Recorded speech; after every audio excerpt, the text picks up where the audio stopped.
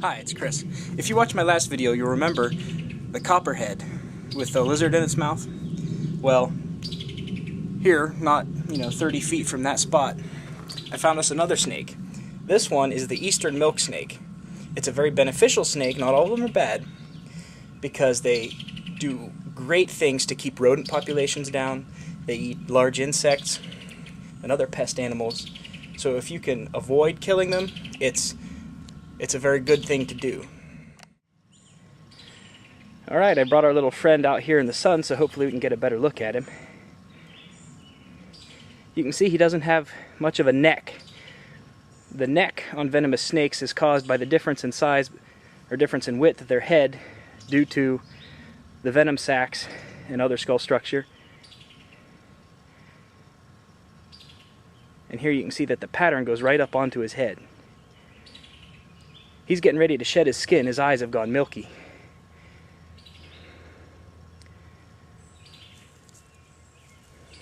This particular animal's about 2 feet long, a little shorter than the copperhead. And we'll just let him slither off back into the weeds and kill some mice for us. Okay folks, got some bad news for you. Our little lizard friend from the other day that we released from the snake's belly, well, he didn't fare so well. There he is right there. And the snake must have bitten and venomated him, because he is no longer with us.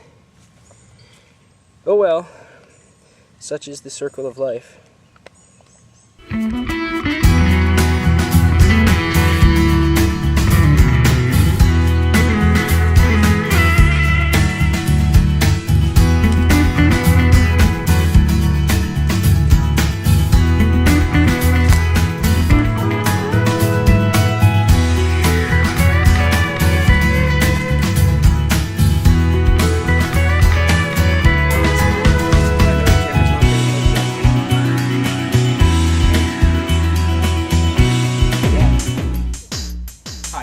Welcome back to RidgeWalker. As you can see, I got the ATV out today because in a few moments we're going to be heading up top, and I'm going to show you that holler we talked about yesterday. But before we do that, I'd like to take a moment to talk about what RidgeWalker is and what it's going to be. I started this little series of videos to not only record but to share with you my adventures in the great outdoors, and also to help impart the little bits of knowledge and some of the skills that I've picked up along my path. There's a big ass bug. I hope you enjoy sharing these moments with me and sharing the beauty of nature. And with that being said, let's hit the ridge.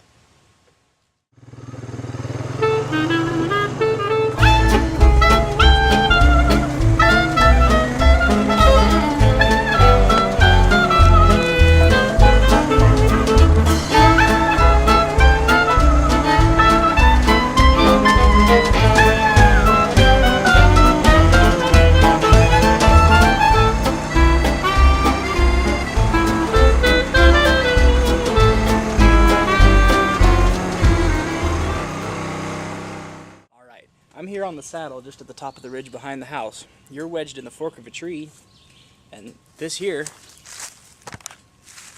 is the bowl. I doubt the camera's going to do it justice, but it drops about 260 foot down into a runoff creek bed, way beyond vision past the foliage. It's so gorgeous back in here, and so shaded from the sunlight. It's actually quite a bit cooler. If you look off into the distance, you can see the peak on the next ridge over, which is probably at about 12 or 1300 feet in elevation, as compared to our current 900.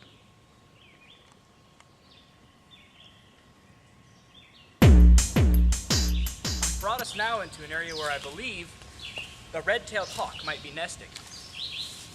She's been hanging around all week, and I've seen her hunting. And that's a great sign of the health and vitality of the ecosystem here.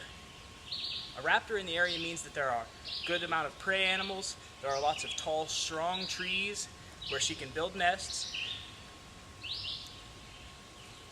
It's really a good sign. Another thing that'll give you a clue to just how healthy this forest is its soil. Rich, fine-smelling, organic soil means there are a lot of decomposers in the area, or as I like to call them, recyclers. There are so many different types of fungi, so many small insects, earthworms. All of these creatures serve to break down all of these fallen trees and the grass material and even other organisms into this rich, healthy soil.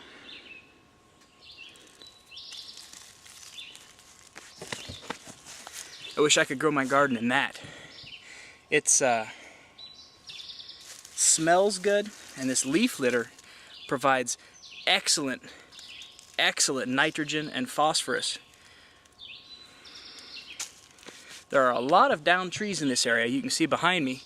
A lot of them are tops and large branches that were broken down due to the weight of ice. We had a lot of ice storms here last winter, and there's a lot of brush on the ground, a lot of tree tops and limbs. But if you walk around, you can see that every bit of them are either molding, they have fungi on them, and they're just turning into nothing, which is great. It's a good sign of recycling. It's a sign of a vitality that even when a lot of trees can come down, it's very quickly recycled into new plant life, new nutrients for herbivorous animals, the deer, you know, and even as fertilizers for the larger trees in the area that are producing the hickory nuts and the acorns that the turkey and the deer love around here so much. Alright, just a quick note before I show you this peak. It's tick season. I don't care what kind you have in your area. We have wood ticks, deer ticks around here. They're all doing way too well this year. We had a very moist spring. You can notice it's way too hot out here for sleeves or long pants, but I'm wearing my stylish high white socks. Now some say that light colors like white attract insects, especially mosquitoes. But I like to wear a light color, that way I can notice them crawling up my leg before they find something to bite. Most times you pick up a tick, it's walking through stuff like that, or like that, or even that. Yeah, they climb trees too, okay? They'll climb onto you from a leaf, from a blade of grass, from a stick on the ground. No matter what it is, it's not something you want to have on you. A lot of them carry diseases nowadays. A lot of them, tick mites especially, carry that horrible bugs. Carry that horrible thing they call Lyme disease now. All right.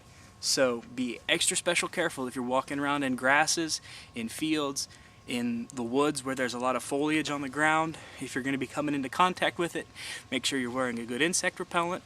Preferably with DEET. I know it's not popular, but it works. It's what I wear. And also wear either long pants. If you don't mind tucking them into your socks, do that. If you can't wear long pants, like I can't today, it's supposed to be 90 degrees. Alright? Wear high socks. Something that you can check often and look down and make sure there's not something crawling on you. With that being said, let's check out this peak.